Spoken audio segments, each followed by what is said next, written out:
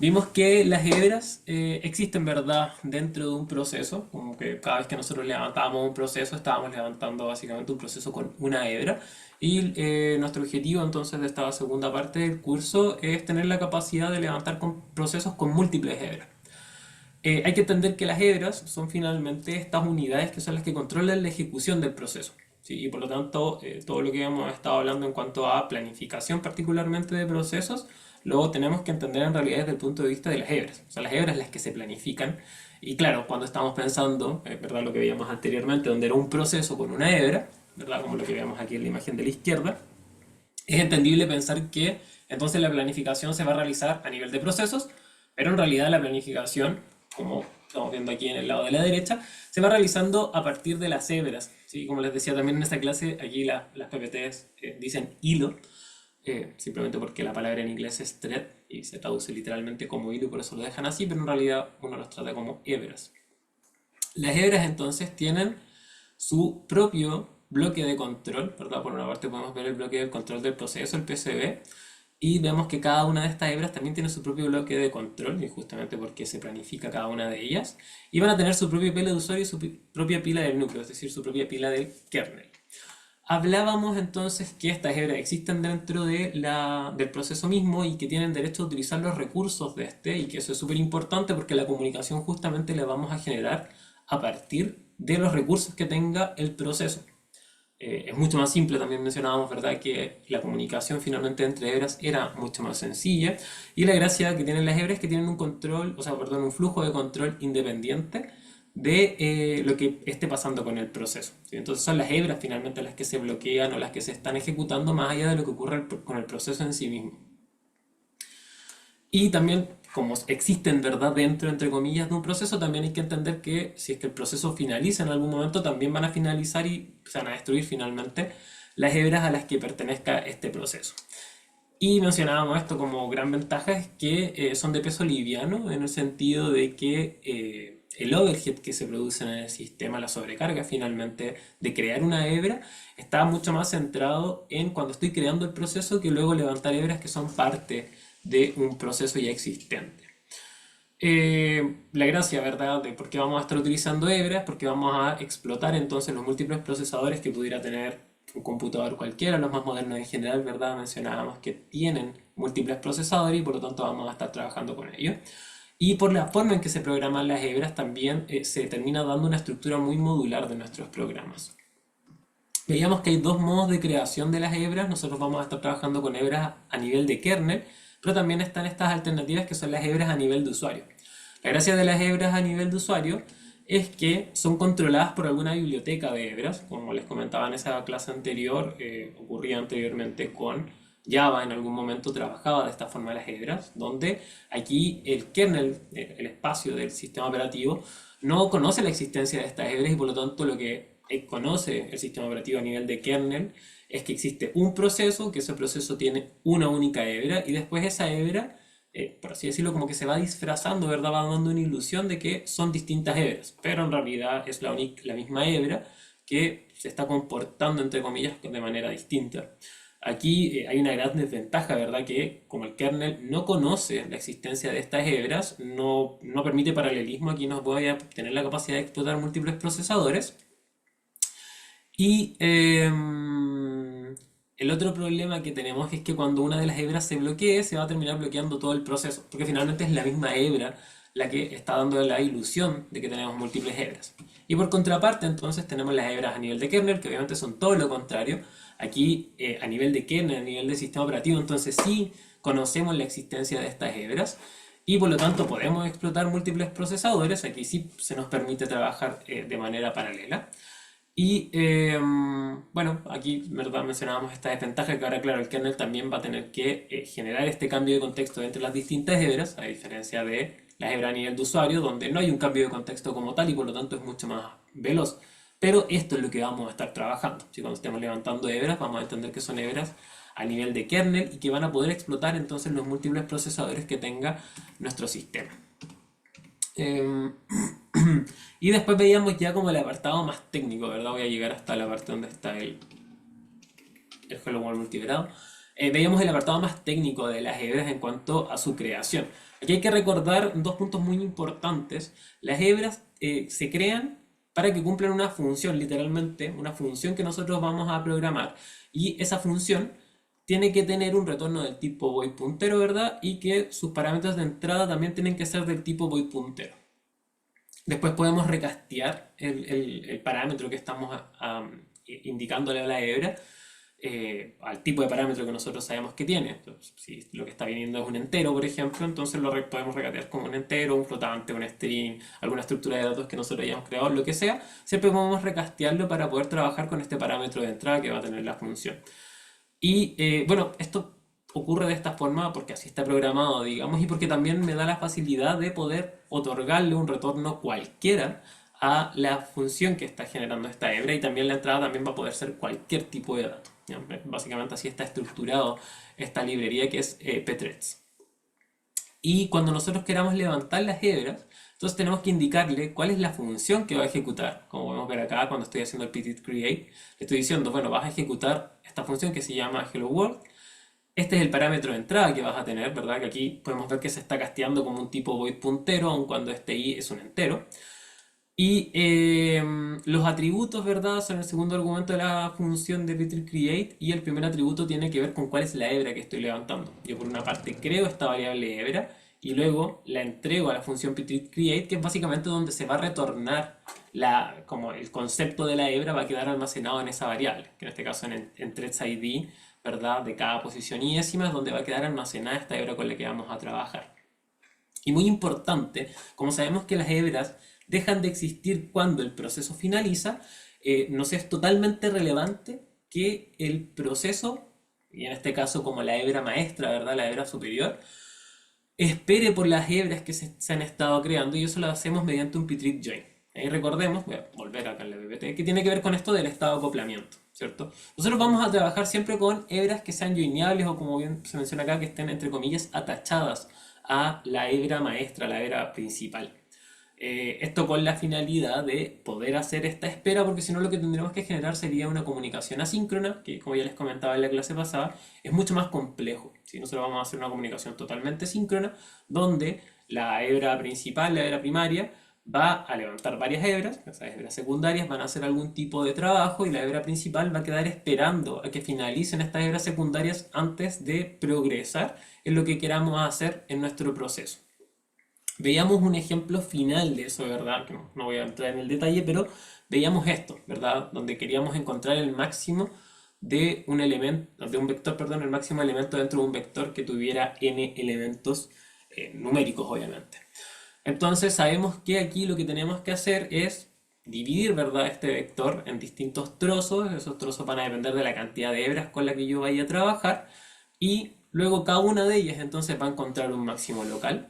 Una vez que tengo estos máximos locales, se los voy a ir haciendo saber a la hebra maestra, a la hebra principal, la cual va a comparar estos máximos locales y finalmente va a entregar este máximo global. Si es que quisiera encontrar el mínimo dentro del vector, va a ser exactamente la misma idea, solamente que las hebras secundarias, las que van a hacer el trabajo, finalmente van a encontrar mínimos. ¿Sí? Pero fuera de eso, la lógica sigue siendo exactamente la misma. Aquí lo importante entonces es entender que el algoritmo lo que va a estar haciendo es levantar distintas hebras, cada una de esas hebras encuentra sus máximos locales, se le comunican esos máximos locales a la hebra maestra, a la hebra principal, y esa hebra principal entonces finalmente es la que coordina, y por lo mismo tiene que esperar a que todas las hebras hayan encontrado sus máximos locales para poder luego encontrar el máximo global que se encuentra dentro del vector. ¿Bien?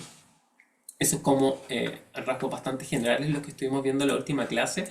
Antes de comenzar con lo de hoy, ¿hay alguna duda, algo que no les quede claro, cualquier cosita que quisieran ver antes de pasar a la materia de concurrencia?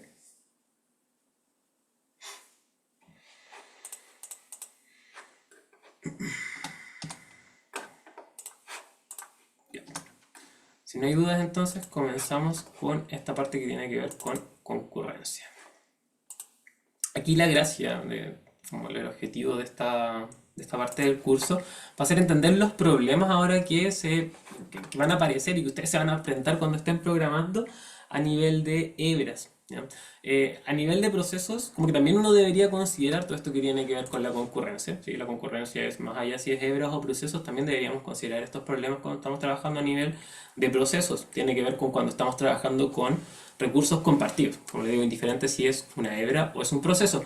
En la hebra es mucho más claro trabajarlo y por eso se estructura de esta forma el curso, porque ya tenemos recursos compartidos por el hecho de que estamos compartiendo recursos que son parte del proceso donde se alojan estas hebras. ¿Sí? Por eso es que se ve desde este punto. Si lo tuviéramos que ver desde el punto de vista de los procesos, tendría que ser cuando estuviéramos trabajando con sectores de memoria compartido y como eso no lo vemos tan al punto técnico, es que lo vemos acá, ¿ya? Pero este tema que vamos a estar hablando, como les digo, no es inherente a las hebras, sino que tiene que ver al hecho de trabajar, ya sea con múltiples procesos o con múltiples hebras, como va a ser en esta segunda parte del curso. Entonces, con lo que hemos visto hasta ahora, entendemos, ¿verdad?, que uno de los principales temas de los sistemas operativos están relacionados justamente con la gestión de procesos y de hebras. Por algo estuvimos viendo procesos y entendemos todo lo que tiene que ver con planificación y los distintos estados que puede tener nuestro proceso. Y ahora lo estamos viendo también, ¿verdad?, enfocado desde el punto de vista de hebras. Entendemos que está este concepto de la multiprogramación, que es cuando tenemos una gestión de múltiples procesos dentro de un sistema que es monoprocesador. Eso se daba mucho antiguamente, cuando el hardware no tenía la capacidad que tenía hoy en día. ¿Sí? Desde que salieron los i2, de ahí en más, digamos, sabemos que ahora tenemos computadores que son con múltiples procesadores, en general por lo menos dos, y por lo tanto ahora se habla mucho más de multiprocesamiento, donde tenemos también una gestión de múltiples procesos, pero que están dentro de un hardware que tiene múltiples procesadores. Y también una tercera parte de esto, por así decirlo, sería lo que es el procesamiento distribuido, que es cuando tenemos una gestión de múltiples procesos que se ejecutan sobre múltiples sistemas de cómputo que están armando algún tipo de red, ¿verdad? Que están en un sistema distribuido, como puede ser un clúster generalmente. Nosotros no llegamos hasta ahí, como les he comentado varias veces en el curso, pero todo esto que vemos que tiene que ver con concurrencia son cosas entonces que podemos ver ya sea cuando estamos trabajando con múltiples procesos con un solo procesador, con múltiples procesos en varios procesadores, o bien cuando estamos pensando en un sistema distribuido o en un sistema de procesamiento distribuido. Sea cual sea el caso, estamos hablando de más o menos, no son exactamente el mismo problema, pero apuntan a lo mismo en cuanto a la concurrencia. ¿Sí? Cuando es un procesamiento distribuido, emergen otros problemas que tienen que ver con la red, ¿sí? Con el hecho de que yo puedo perder algún paquete, algún mensaje que estoy mandando a través de la red, y que obviamente cuando estoy trabajando dentro de un solo sistema, si estoy trabajando en local, eso no va a ocurrir, porque todos los mensajes son internos del computador y por lo tanto no se van a estar perdiendo. ¿Ya? Entonces no son exactamente los mismos problemas, pero más o menos que hablan más como de lo mismo, del hecho de que voy a tener recursos compartidos y que voy a tener múltiples agentes, ya sean hebras, procesos, computadores, lo que sea, que van a estar trabajando con esos recursos compartidos. Por lo tanto, esta concurrencia abarca principalmente aspectos que tienen que ver con la comunicación entre procesos y o hebras, ¿sí? Con la compartición y como bien se menciona acá, en cuanto a la competencia de recursos. ¿Sí? No tiene que ver solamente cuando yo estoy compartiendo recursos, sino que también cuando estoy compitiendo en cuanto a acceder a algún recurso que esté siendo accedido por múltiples hebras o por múltiples procesos.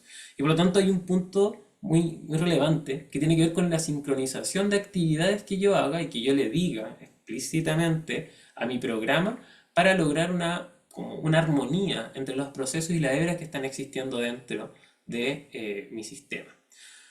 Principalmente lo que vamos a estar viendo es cómo yo puedo otorgarle un uso reservado en cuanto al procesamiento de ciertas variables que van a estar siendo compartidas por estas múltiples hebras o estos múltiples procesos. Entonces la concurrencia, como ya les mencionaba, aparece en diferentes contextos. Por ejemplo, lo que más sabemos es que el sistema operativo es implementado como un conjunto de procesos, ¿cierto? Hemos hablado de eso.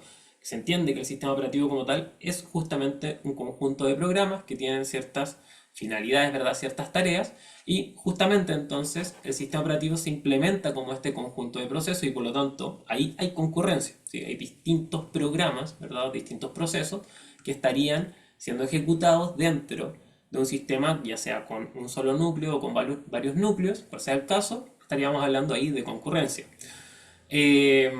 Obviamente cuando estamos en multiprogramación, entonces si tenemos varias aplicaciones, sabemos que vamos a tener que compartir el tiempo de procesamiento de nuestro sistema, ya sea que tengo un procesador o varios procesadores, igual voy a estar compartiendo de manera dinámica el tiempo de procesamiento, y ahí también entonces emergen estos temas de la concurrencia.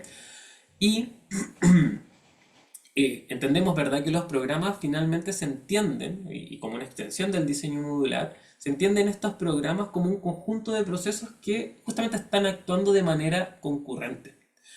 Y por lo tanto, entonces, en todos estos casos, estamos hablando de concurrencia, ¿ya? Y el diseño del sistema operativo, entonces, tiene que ver mucho con cómo yo logro que esta concurrencia sea armoniosa y no lleve a problemas, ¿sí? Aquí lo que más vamos a hablar van a ser de cuáles son estos problemas que aparecen cuando estamos trabajando de manera concurrente. Algunos de ellos, el sistema operativo, por así decirlo, como que puede solucionarlos o tiene algunos atajos para evitarlos, pero en general son una responsabilidad de quien está programando, ¿sí? O sea, desde el momento que yo estoy realizando una aplicación y estoy haciéndola con múltiples procesos, múltiples hebras, soy yo, como programador, quien tiene que otorgar el uso exclusivo de CPU, por ejemplo, que tiene que otorgar una cierta protección sobre los recursos que están siendo compartidos, y así entre otras cosas. La gracia es que el sistema operativo me va a otorgar estructuras de datos y objetos que me van a permitir hacer aquello, pero soy yo literalmente el que le va a tener que decir como, bueno, en este instante este recurso solamente lo puedo usar la hebra A y en este otro instante solo la B y así. Entonces hay que entender que la concurrencia, como ya les mencionaba, aparece y existe en sistemas que sean multiprocesador o que sean monoprocesador, ¿sí? No tiene que ver entonces con la cantidad de procesadores, tiene que ver simplemente con el hecho de tener varios procesos o varias hebras que estén ejecutándose dentro de mi sistema. El uso de recursos entonces compartido presenta dificultades, eso es justamente lo que vamos a estar hablando, cuáles son esas dificultades, y créanme que no necesariamente van a ser dificultosos porque el programa que estemos haciendo sea de una alta complejidad, sino que simplemente tiene que ver con el acceso a los recursos, lo que termina siendo un poco más complejo.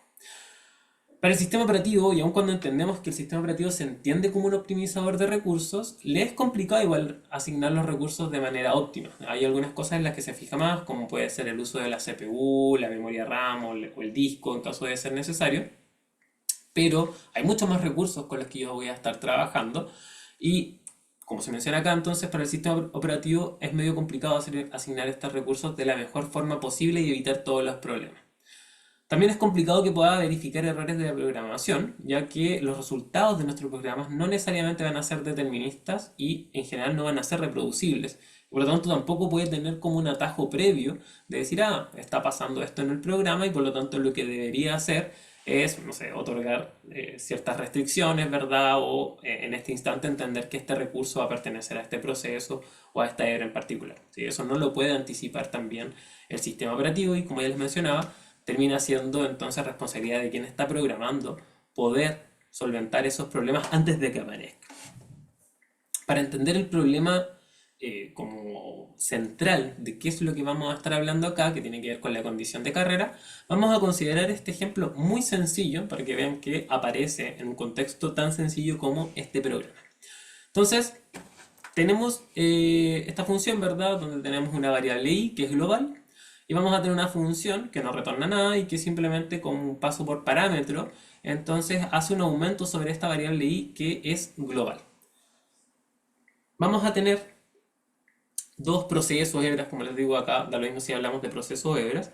Vamos a tener entonces dos tareas finalmente que van a ejecutar de manera concurrente la función aumentar. Si la variable i inicia en 5, entonces lo que nosotros esperaríamos al final de nuestro programa es que esa variable i quedara en 7, ¿cierto? Eso sería lo más lógico. Pasa la hebra 1, o la tarea 1, digamos, ve la variable en 5, la aumenta a 6, luego viene la hebra o tarea 2, ve que esa variable está en 6 ahora y la va a aumentar a 7. Y listo, no es más que eso. Eso es una posibilidad. Efectivamente, lo que nosotros esperaríamos sería que, en primera instancia, la tarea 1 viera esto en 5 y lo aumentara a 6, y luego la tarea 2 viera que ese valor es 6 y lo aumentara a 7. Eso no necesariamente va a ocurrir así, porque ahora estamos pensando que esto está siendo trabajado de manera concurrente. Y por lo tanto, si bien ese es un camino posible, ¿sí? Y si yo ejecuto este programa varias veces, seguramente me va a dar 7 el valor final de i, también existe la posibilidad de que ambas tareas se ejecuten literalmente al mismo tiempo. ¿Y qué va a pasar en ese caso? Ambas tareas, en un tiempo uno llamémoslo, va a ver la variable i iniciando en 5. Luego, en el siguiente ciclo de reloj, van a aumentar la variable, ambas lo van a aumentar a 6 porque como está ocurriendo esto de manera concurrente en paralelo, ambas van a estar viendo exactamente el mismo momento de la variable, y una vez que ambas finalicen, entonces la variable i va a quedar en 6 porque ambas aumentaron desde el valor 5. Entonces, este problema que emerge, que es la condición de carrera, es cuando el resultado de una operación depende del orden de ejecución de dos o más hebras, tareas, procesos, lo que sea. Entonces, dependiendo de cómo se haya ejecutado el programa, esto podría generar resultados distintos en el tiempo, pero que sean consistentes, ¿ya? Por ejemplo, si yo tengo una lista enlazada, por ejemplo, ¿ya? Y yo quiero insertar entonces los elementos 7 y 9, y los estoy insertando dentro de esta lista, de este vector, de manera concurrente, entonces no me interesa si es que aparece el objeto 7 y luego el 9, o en primera instancia aparece el 9 y luego el 7. Cualquiera de esas dos va a ser correcto, porque lo estoy insertando simplemente, no hay un orden ni mucho menos. Pero no sería correcto si solo aparece el 7 o si solo aparece el 9. Y también es una posibilidad, bajo esta misma lógica, de que podría llegar a ocurrir que ambas hebras se ejecuten literalmente en el mismo ciclo de reloj.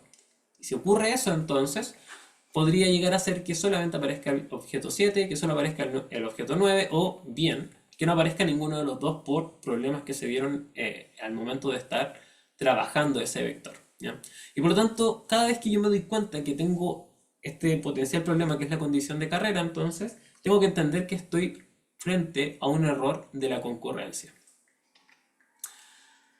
Para entender entonces la condición de carrera, hay que entender algo que se llama la sección crítica y los recursos críticos. Cuando yo estoy trabajando de forma concurrente, entonces van a existir estos recursos críticos, los cuales son recursos que van a ser compartidos, entre distintos procesos y o hebras, dependiendo de cómo esté trabajando. Y por lo tanto, esta sección crítica va a corresponder a una parte de nuestro código, un segmento, un trozo de nuestro código, que va a ser ejecutado por múltiples procesos o por múltiples hebras, en el cual yo voy a estar accediendo a datos compartidos y donde al menos una de las hebras o procesos va a escribir sobre los datos. Muy importante, si no hay recursos compartidos, obviamente no va a existir sección crítica. ¿Sí? Sí o sí tienen que ser recursos compartidos. Y también, muy relevante, por lo menos una de estas tareas, ya sea una hebra o un proceso, tiene que escribir sobre ese dato compartido, ¿sí? Si yo solamente estoy leyendo datos de manera concurrente, ahí no hay ningún problema, ¿sí? Leer un dato no presenta un problema porque todos van a obtener siempre el mismo dato, si nadie lo está modificando, ¿sí? Si todos están leyendo una variable i y nadie está modificando esa variable i, entonces esa variable no pasa a ser un recurso crítico, es simplemente un recurso compartido. Pero basta con que una de las hebras o de los procesos modifique esa variable compartida y ahí automáticamente eso pasa a ser un recurso crítico y por lo tanto entendemos que ese trozo de nuestro código pasa a ser una sección crítica y como ya les mencionaba, eso sí o sí quiere decir que voy a tener que hacer algo, ¿sí? Voy a tener que proteger esa parte del código que es justamente la sección crítica. Aquí es donde, como ya les mencionaba, está la parte más desafiante, es que el sistema operativo no logra entender que hay un trozo de nuestro código que va a significar una sección crítica, ¿sí? No es capaz de verlo. Y por lo tanto, proteger entonces esa sección crítica es parte de quien está programando. O sea, en el código tiene que quedar explícitamente como, esta parte es la sección crítica. Y eso implica entonces que por una parte yo tengo que tener la capacidad de entender dónde está esa sección crítica y tener la capacidad también entonces de poder trabajar sobre esa sección crítica con las estructuras de datos que me vaya otorgando el sistema. Y por lo tanto, cuando yo me encuentre con una sección crítica, vamos a entender algo que es la exclusión mutua, ¿ya? La exclusión mutua es la solución, es el requerimiento en realidad, que hay que tener sobre una sección crítica. Y lo que va a establecer la exclusión mutua es que solamente una hebra o proceso o una tarea va a poder estar ejecutando dicha sección crítica, ¿sí? Literalmente, o sea, cuando esas múltiples hebras estén planificadas en un procesador o múltiples procesadores, vamos a indicarle a estas múltiples hebras que solamente una de ellas puede estar haciendo esta modificación sobre el dato compartido que vendría siendo este recurso crítico, ¿verdad? Y porque básicamente va a entender la hebra entonces que está dentro de la sección crítica. La gracia entonces es que el sistema operativo nos va a proveer distintas funcionalidades desde el punto de vista del hardware y desde el punto de vista del software para solucionar este problema de la exclusión mutua. Tenemos que hacerlo sí o sí, porque si no la resolvemos, entonces esto podría generar resultados inexactos, que eso es como lo menos trágico en general. O sea, obviamente no deja de ser trágico, tenemos que solventarlo, pero por lo menos nuestro programa se va a ejecutar, digamos, ¿ya? Pero obviamente no es la idea, ¿sí? Como lo que le estaba mostrando recién de este código, ¿verdad? Tan sencillo que estaba aumentando una variable i de manera concurrente. Entonces, sí o sí, yo necesito otorgar una garantía de que esa variable i va a quedar, ¿verdad? Con este valor finalmente de 7 como era en el ejemplo que les mostraba. Entonces un resultado inexacto va a corresponder como un error por el hecho de que estoy en una sección crítica y de que no estoy otorgando exclusión mutua. También podría existir interbloqueo, aún no hemos hablado de esa palabra, la vamos a ver en las siguientes clases, vamos a estar hablando de eso, pero básicamente es cuando dos procesos o dos tareas cualquiera se quedan señalizando una a la otra, ¿sí? Es como que el proceso uno va a esperar a que el proceso 2 haga algo y por su parte el proceso 2 va a esperar a que el proceso uno haga algo, ¿sí? Como que se están mirando de frente pero sin hacer nada. Entonces ahí lo que va a terminar pasando entonces es este interbloqueo, un deadlock como se conoce, y ahí vamos a hablar un poco más de cuándo se produce eso y cómo el sistema operativo tiene un poco de capacidad de ver que el sistema está en un interbloqueo y qué puede hacer a partir de ello. ¿Sí? La gracia es que no lleguemos a eso, obviamente. Y también podría llegar a ser un punto de inanición, ¿sí? Que va a estar muy de la mano con este interbloqueo. Recordemos que inanición es cuando un proceso, una tarea cualquiera, muere, ¿verdad? Está en estado de listo, es decir, está lista para ser ejecutada, pero nunca lo logra, ya sea porque nunca se planifica, como lo estábamos viendo en planificación de procesos, ¿verdad? O como vamos a ver acá, porque nunca se le otorgan ciertos recursos o no se libera la sección crítica con la que debería trabajar, ¿no?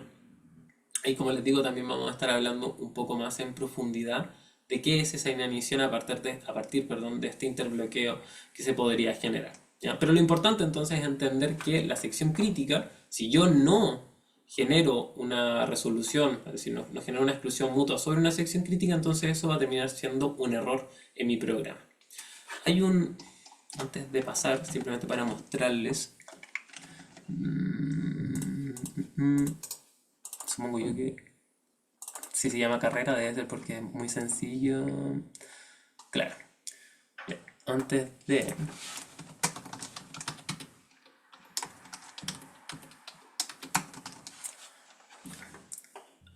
Quiero mostrarles cómo efectivamente la sección crítica, como no resolver el problema de la sección crítica, termina dando un problema. Entonces carrera. 6 punto carrera.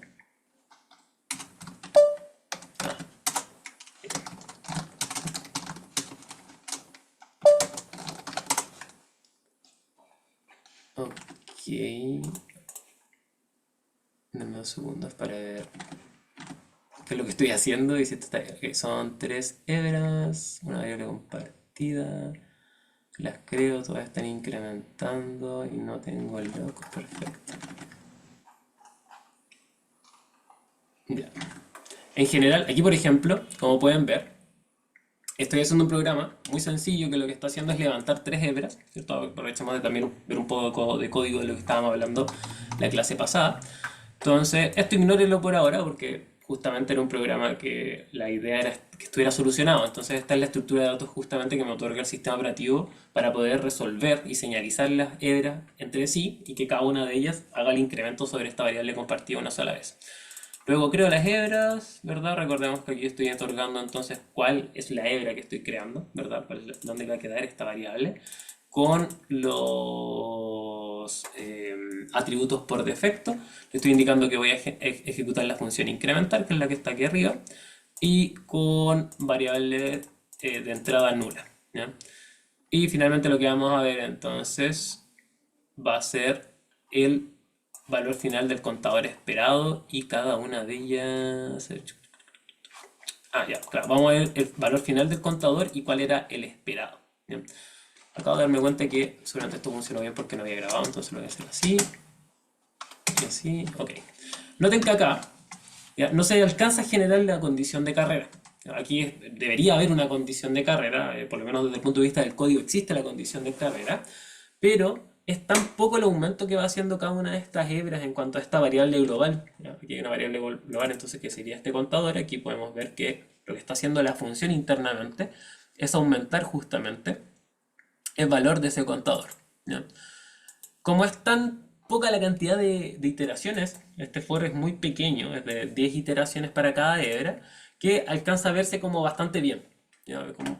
No es que el sistema operativo esté haciendo algo en particular para proteger esa sección crítica, sino que simplemente por la planificación que se da de las hebras, se alcanza a dar de buena forma. ¿Ya? Lo más seguro es que, como yo estoy levantando primero esta hebra, mientras se está creando la segunda, la primera alcanza a hacer este for, ¿sí? Porque este for es pequeño. Entonces yo en la medida que vaya aumentando la cantidad de iteraciones, lo que debería, y lo que espero ver, es que eventualmente la variable final, ahí también podemos ver que no hay problema, la variable final debería ser distinta al valor esperado. No sé cuándo irá a ocurrir, no sé en qué valor esto empieza a fallar, pero debería ocurrir como les digo. Aquí por ejemplo ya ahí podemos ver el fallo. Noten que, de hecho, a distintas ejecuciones, ¿verdad?, del programa, termino viendo algo interesante. Termino viendo, ¿verdad?, a diferencia de lo que estábamos viendo anteriormente, mi variable final, ¿verdad?, es distinta en cada una de las ejecuciones, porque aquí puedo ver que hay una condición de carrera. Y como ya les indicaba, cuando tengo una condición de carrera, voy a tener resultados que van a ser inexactos y que además no van a ser consistentes necesariamente. No es como que siempre voy a tener el mismo error, ¿sí? Es por lo mismo que el sistema operativo no logra adelantarse a decir, ah, aquí hay un error, claramente. No tienes forma de saberlo, porque el resultado final de esta variable está variando. Está variando cada vez en cada una de estas ejecuciones. Yo siempre estaba esperando que esto llegue a 30.000 y noten que ni siquiera me acerco. ¿Ya? Ahí sí podemos ver entonces este problema de la condición de carrera. ¿Qué es lo que termina ocurriendo? ¿Por qué finalmente esta variable, el valor final del contador, no queda con el valor que nosotros esperaríamos? Es porque, como esto es una sección crítica, aquí podemos ver que este contador, ¿verdad?, es una variable global, una variable compartida entonces entre las distintas hebras, y lo que sabemos es que esa variable compartida, en este caso este contador, está siendo modificada, por lo menos por una hebra. En este caso las tres la están modificando. Recordemos que para que haya una sección crítica, por lo menos una de las hebras tiene que estar modificando esta variable compartida. Como la están modificando tres hebras, ¿ya?, y es un recurso compartido, entonces sí o sí es un recurso crítico. Y podemos ver que existe entonces una sección crítica. En este caso la sección crítica es cuando yo estoy haciendo el aumento de este contador. En ese momento entonces indicamos esto como una sección crítica, por eso aquí dice SC. ¿Ya? Esta sección crítica entonces lo que está haciendo es aumentar el valor de la variable contador. Cuando eran pocas iteraciones, como ya vimos, no alcanza a ser un problema porque, y lo que yo entiendo, lo que intuyo rápidamente, es porque mientras estoy creando la hebra y empieza a trabajar, la segunda se está creando, pero la primera alcanza a terminar este ciclo sin que nadie más se meta con la variable contador, y luego cuando creo la tercera ocurre exactamente lo mismo. La segunda alcanza a finalizar antes de que se quede la tercera, y así. Pero cuando ya son más iteraciones y no alcanza a ocurrir eso, entonces estamos viendo que dos o más hebras, ¿por qué finalmente esto no llega al valor 30.000? Es porque en alguna iteración puede que ocurra que las tres hebras traten de incrementar el valor al mismo tiempo, o que por lo menos dos traten de incrementar el valor al mismo tiempo, literalmente al mismo tiempo, en el mismo ciclo de reloj.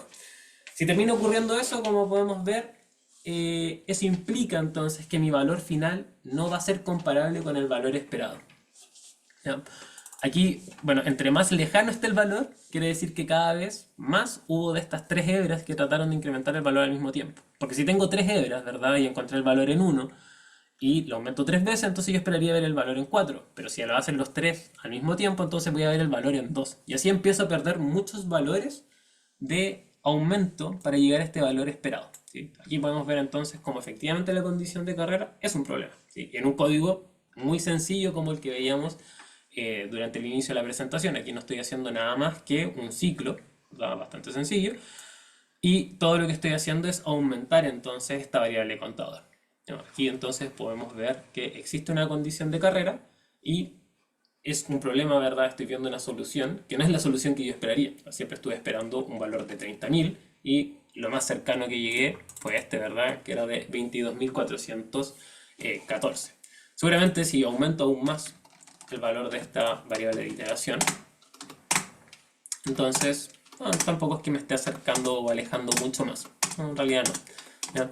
Pero aquí podemos ver entonces que existe esta condición de carrera. Es un problema. El sistema operativo, como pueden ver, no me va a dar un error, no me va a decir como, ah, mira, aquí claramente hay un problema, no estás llegando al valor esperado de tu variable.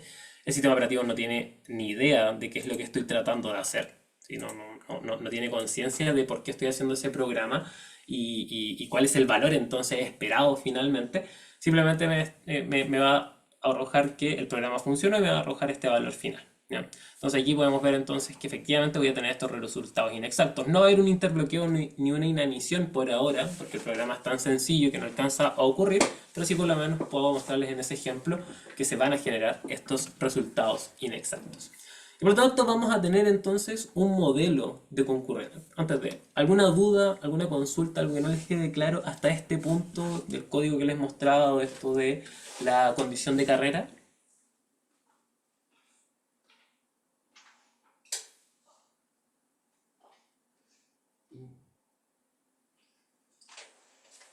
Bien. Seguimos entonces. Vamos a tener entonces un modelo de concurrencia. Esta es nuestra forma más abstracta, como más algorítmica de cómo vamos a entender esto. ¿Ya? La gracia es que vamos a tener algún tipo de proceso. Aquí, como pueden ver en el recuadro de la derecha, vamos a tener algún tipo como de proceso yésimo, una tarea, básicamente una tarea, una hebra, un proceso. Recuerden, más o menos como que los vamos a tratar de igual forma aquí, por el tema de la concurrencia que se van a estar ejecutando, aquí hay un while true, ¿cierto? No lo entiendan tan literalmente, sino que van a estar ejecutando tareas como podemos entenderlo infinitamente, entendemos que no debería ser porque un algoritmo tiene que finalizar, pero simplemente para dar esta idea de como que se van a estar ejecutando muchas veces, muchas cosas, ¿ya? Entonces, vamos a tener por una parte código no crítico, ¿ya? Eso es muy importante. Recordemos que siempre la... ¿cómo decirlo? Nuestro código se va a componer dentro de la hebra. Recordemos que la hebra se compone de como elementos que son propios de la hebra porque tiene su propio stack y por tanto va a tener sus propias variables locales. Si yo estoy trabajando sobre una variable local con alguna hebra, eso no puede ser crítico. ¿Ya? Y por tanto voy a tener partes de mi código que no van a ser críticas. ¿Sí? Tal vez voy a estar haciendo un aumento de una variable propia, ¿ya? O algún tipo de operación aritmética o lógica sobre mis propias variables como hebra. Entonces eso no es crítico y no me tengo que preocupar de esa parte. ¿Ya? Recordemos que para que un recurso sea crítico, tiene que, sí o sí, estar compartido y sí o sí, por lo menos una de las hebras tiene que hacer una modificación de ese dato, o sea, tiene que hacer un proceso de escritura sobre ese dato, ¿ya? De alguna u otra forma. Por lo tanto, vamos a tener partes del código que no van a ser críticas y luego vamos a tener nuestra sección crítica, que aquí está señalizada como SC, ¿sí? Como si fuera una función, pero en realidad puede ser de una línea a varias líneas, ahí como les digo va a depender mucho del programa y de lo que estemos haciendo. Luego, vemos algo que aquí dice enter SC, ¿verdad? Y exit SC. Enter SC y exit SC van a tener que ver con las acciones necesarias que yo tengo que tomar como tarea antes de entrar a la sección crítica, que vendría siendo el enter SC, y luego de salir de la sección crítica, que vendría siendo el exit SC. ¿Ya? ¿Por qué se genera esta como abstracción y de manera tan general en cuanto a la entrada y la salida de la sección crítica? Porque efectivamente este enter SC y este exit SC va a depender de cuál es la estructura de datos que yo voy a utilizar para proteger la sección crítica. ¿Sí? Vamos a ver que hay varias formas de proteger la sección crítica, no es como una sola. A nivel teórico vamos a ver varias, a nivel práctico ustedes van a trabajar con la que yo creo, no es que sea la más sencilla, no necesariamente eso, es la más práctica, si hablemoslo así, no es la más sencilla, es la más práctica, que tiene que ver con semáforos. Ya, nosotros particularmente, sobre todo pensando como en la parte más de laboratorio, van a estar trabajando con algo que se llaman semáforos binarios. Y que, como les digo, van a ser muy útiles, ¿ya? Y son los más prácticos para trabajar con este tema de la sección crítica y entenderlo en primera instancia. Vamos a ver, en teoría, algunas de otras técnicas, otras estructuras de datos, otras herramientas que me va a otorgar el sistema operativo, pero nosotros vamos a estar trabajando entonces principalmente con semáforos y ahí vamos a ver cuáles son esas acciones que tiene que tomar un semáforo en particular para entrar a la sección crítica y para salir, y también lo vamos a hacer con monitores y variables de condición y con algo que se llama paso de mensajes. ¿Sí? El paso de mensajes no se utiliza tanto cuando estoy trabajando de manera concurrente en un sistema propio, como en el mío, digamos, pero sí es algo que se utiliza mucho cuando estamos en un programa que es concurrente y distribuido. Sí.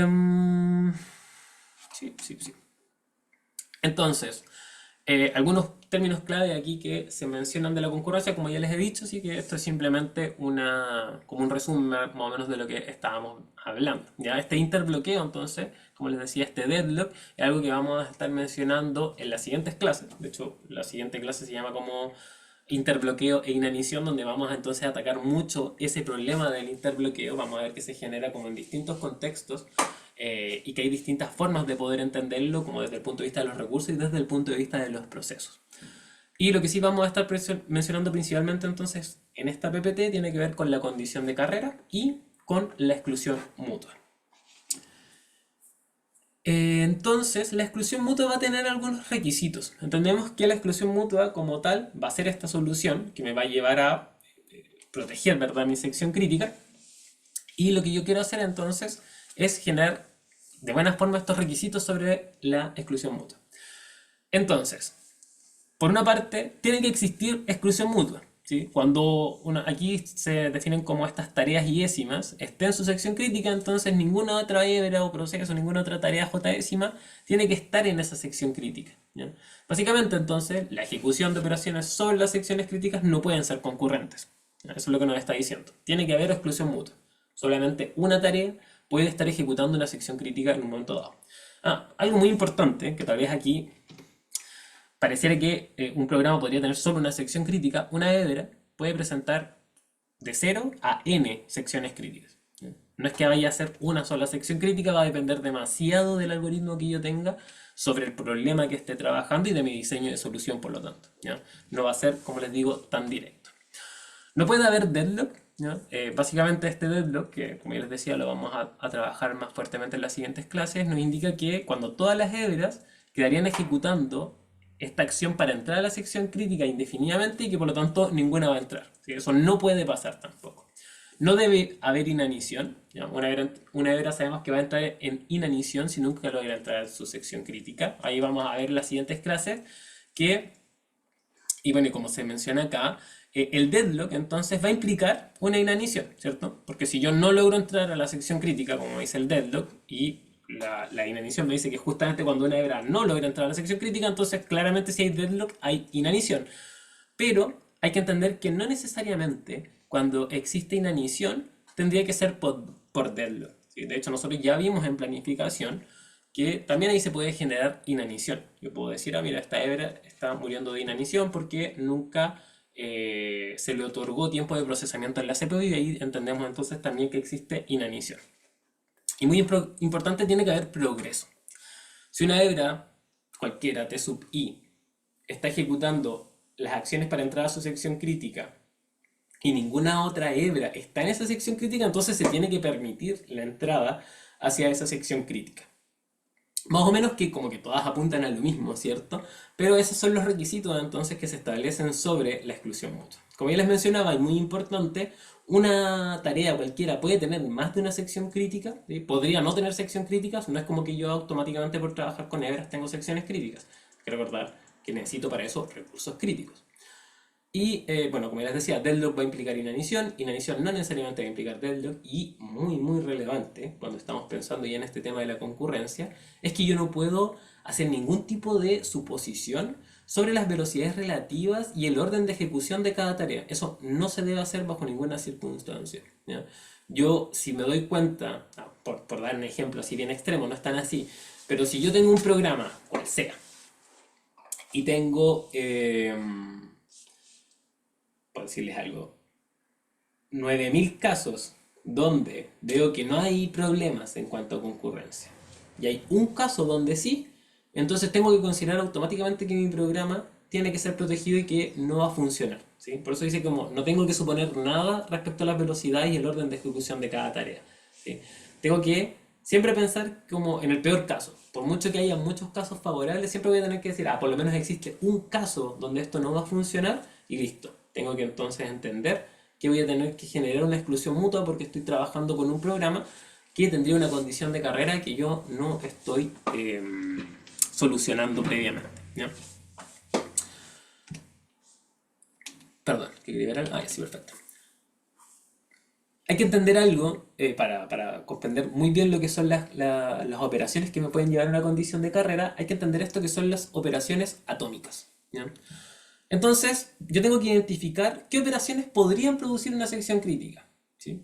Entonces, yo necesito saber, para saber si hay una sección crítica, si es que estas operaciones pueden ser ejecutadas con interrupciones o no, ¿ya? Vamos a llamar operaciones atómicas aquellas operaciones que no pueden ser interrumpidas, ¿ya? Porque, como ya mencionábamos, no puedo hacer una suposición sobre la velocidad relativa o sobre las decisiones que va a ir tomando el sistema operativo sobre cómo se van a ejecutar estas tareas. Como yo no puedo suponer nada, entonces tengo que decir, si la operación no es atómica, entonces eventualmente va a poder ser interrumpida en cualquier momento de la ejecución de esa función, ¿ya? O de esa operación. Y si es que la operación es atómica, entonces es todo lo contrario, porque una operación atómica se reconoce porque es una operación que no puede dividirse en partes. Básicamente es una operación entonces que o se ejecuta completamente o no se ejecuta y que por lo tanto es una operación que no puede ser interrumpida. Existe como una especie de ilusión de atomicidad, ¿ya? Uno podría decir, por ejemplo, ya vimos el caso, ¿verdad?, del recuadro superior, donde teníamos una función que iba a ser ejecutada de manera concurrente, que aumenta en uno una variable i con la que se esté trabajando de manera global.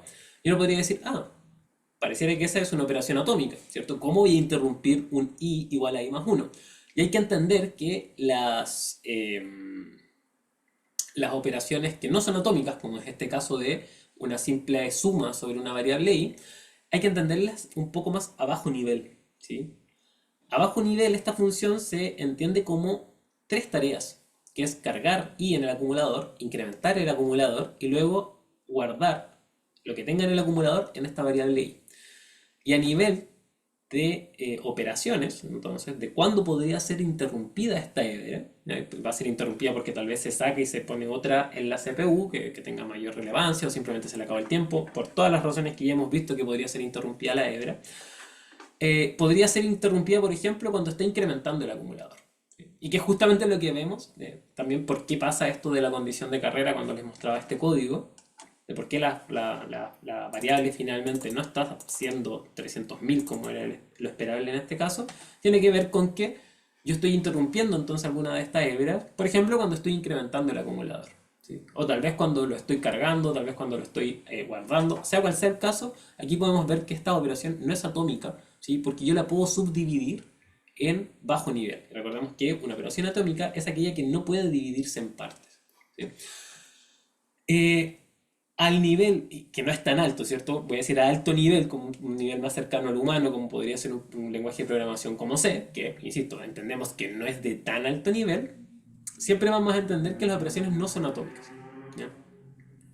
Uno lo que puede hacer, por ejemplo, hay una forma de programar hebras que es con OpenMP, que era lo que mencionaba también en la clase de la semana pasada, donde uno con OpenMP le puede decir como, mira, esta operación, por ejemplo, voy a generar esta función aumentar, y uno le dice como, trátala de manera atómica. ¿Ya? Y eso quiere decir entonces que mediante un pragma, OpenMP, cuando esté ejecutando el programa, va a decir, esta operación es atómica y por lo tanto no la puedo dividir, no la puedo interrumpir, ¿sí? Como que yo le doy esa capacidad de ser atómica. Pero como nosotros no vamos a estar trabajando de esa forma, tenemos que entender que todas las funciones, no quiero decir todas, habría que ver si efectivamente hay algunas operaciones atómicas en C, seguramente y puede que las hayan, ¿ya? Pero lo más seguro, lo más probable es que las operaciones con las que estemos trabajando no sean atómicas y por lo tanto existe esta ilusión de la atomicidad, ¿sí? Una instrucción en assembler es atómica. Por ejemplo, cuando yo estoy haciendo este cargar i en el acumulador, eso es atómico, ¿sí? Eso yo no lo puedo interrumpir, ¿ya? Pero hasta las instrucciones más simples entonces de un lenguaje de más alto nivel, como podría ser C, eso no va a ser atómico o no necesariamente va a ser atómico, ¿ya? Y por lo tanto vamos a tener que proteger aquellas funciones que nos demos cuenta que no están siendo atómicas.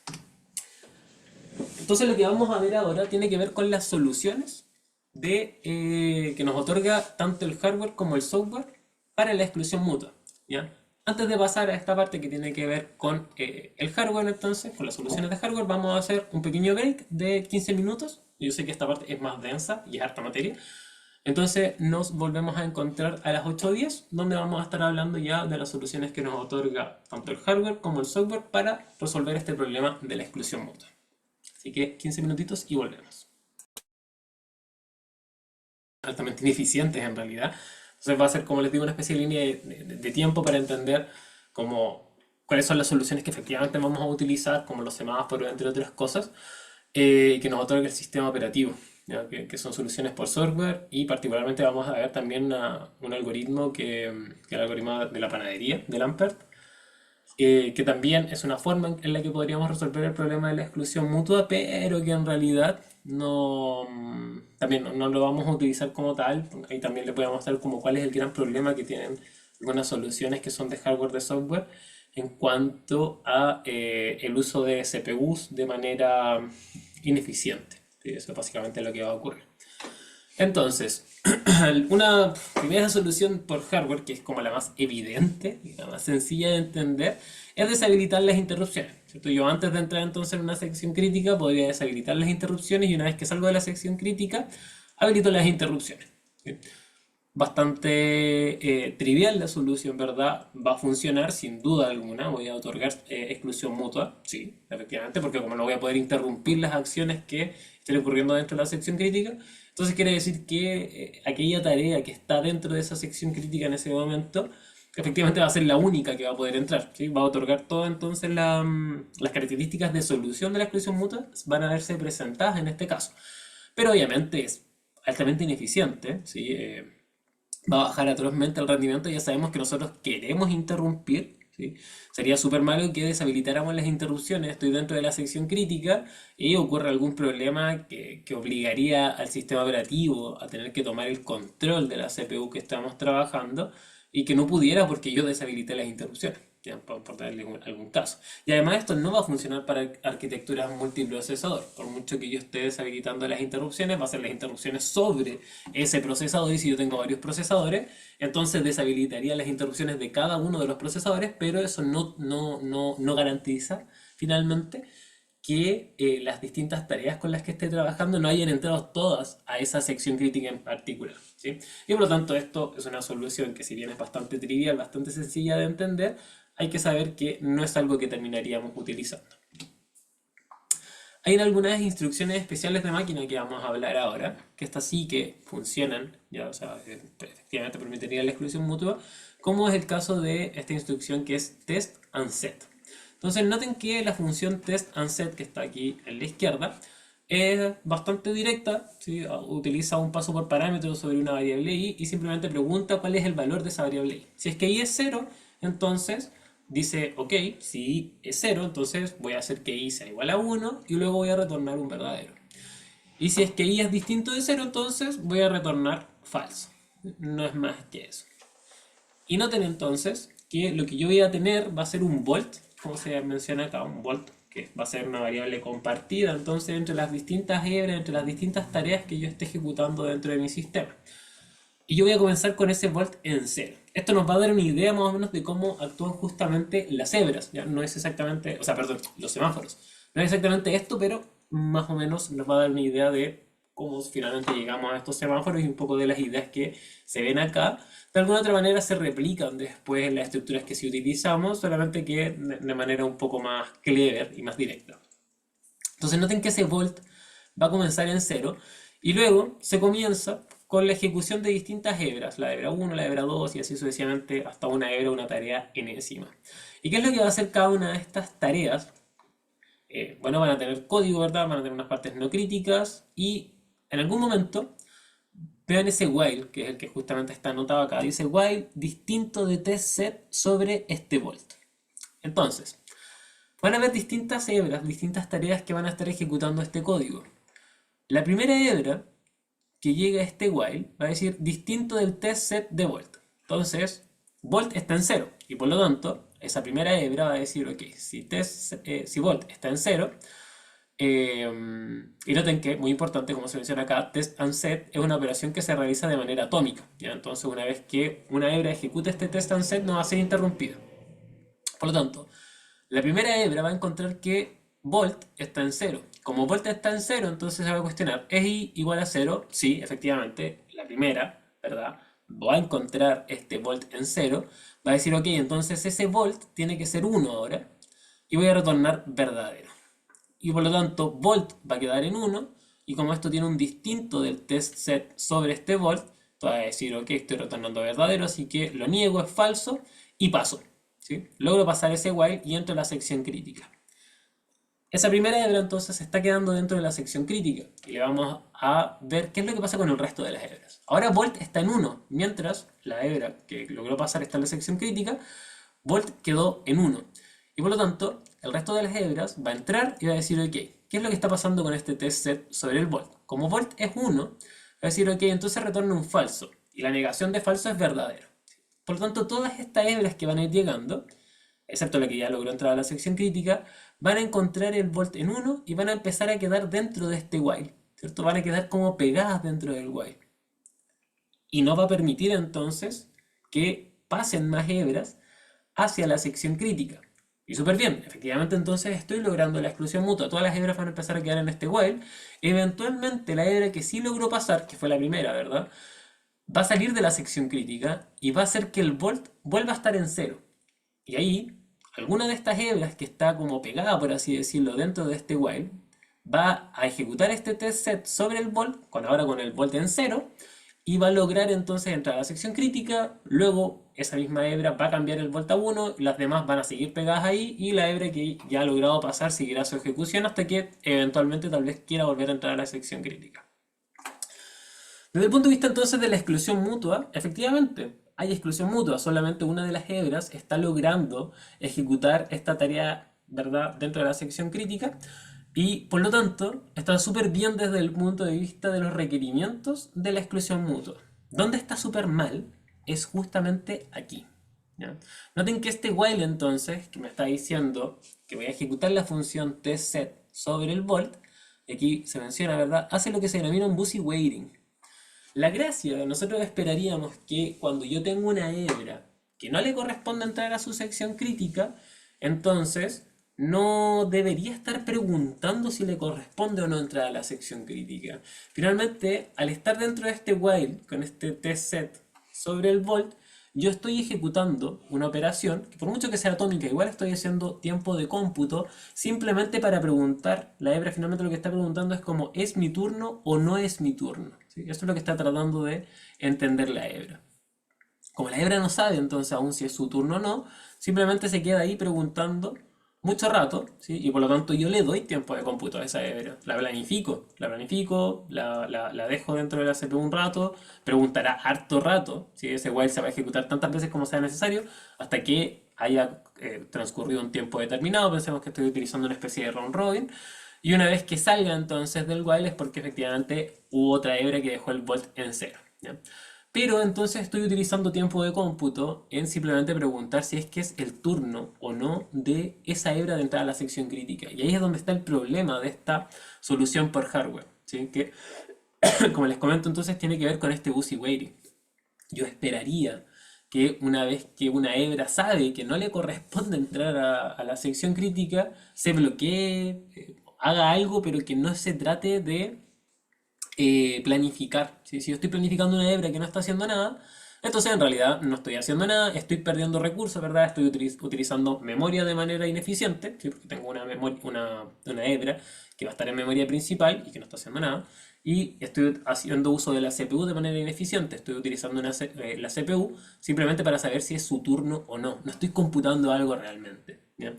Y por lo tanto, entonces, desde el punto de vista de los recursos, esto es altamente ineficiente. Nuevamente, ¿funciona? Sí, es una solución al problema de la exclusión mutua, sin duda alguna. Pero no es lo que utilizaríamos. ¿Ya? Nosotros esperaríamos, y que es lo que vamos a ver más adelante, que las estructuras de datos que efectivamente sí solventan este problema bloqueen a aquellas hebras que no tienen que entrar a su sección crítica y se les despierte solamente cuando la sección crítica se haya liberado. Antes de eso no tiene sentido, como les digo, estar preguntando por qué es lo que pasa en esa sección. ¿Ya? Algo muy parecido pasa con esta instrucción de máquina que es exchange. Exchange lo que hace, aquí podemos ver la función, también se realiza de manera atómica. Entonces tiene dos variables de entrada que son A y B y simplemente los cambia, que por eso se llama exchange. Hace que A pase a tomar el valor de B y que B pase a tomar el valor de A. ¿Bien? Entonces vamos a tener nuevamente este volt que es compartido y se vuelve a comenzar en cero.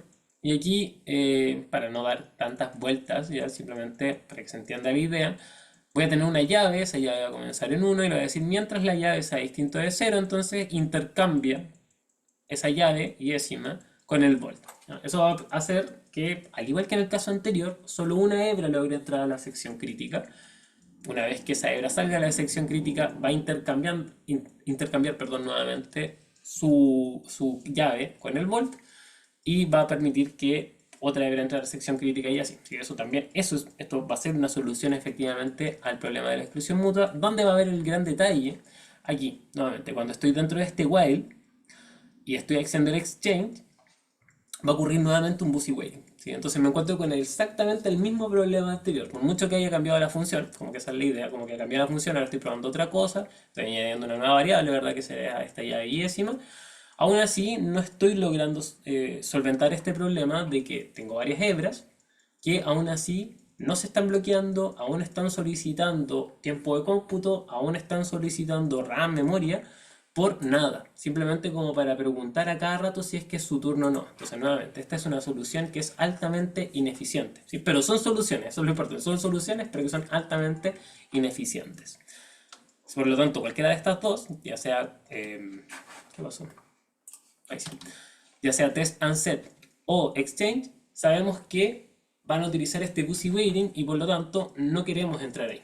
¿Sí? No queremos esto como solución real, queremos una alternativa a esta solución. Por mucho que esté utilizando una solución de hardware y pueda utilizar estas operaciones que me está otorgando el hardware que van a ser atómicas, no voy a lograr utilizar los recursos de manera eficiente y vamos a ver que, claro, tal vez desde el punto de vista del throughput y de todo esto que estábamos hablando en la unidad anterior de procesos, claro, va a estar todo bien porque los procesos igual se van a seguir planificando, pero en realidad no voy a estar otorgándole nada al usuario, ¿sí? Voy a estar utilizando nuevamente tiempo de cómputo en nada, ¿sí? Solamente en saber si es que la hebra le corresponde o no entrar a la sección crítica. Por lo tanto, estas soluciones, si bien factibles, no las vamos a utilizar porque son altamente ineficientes.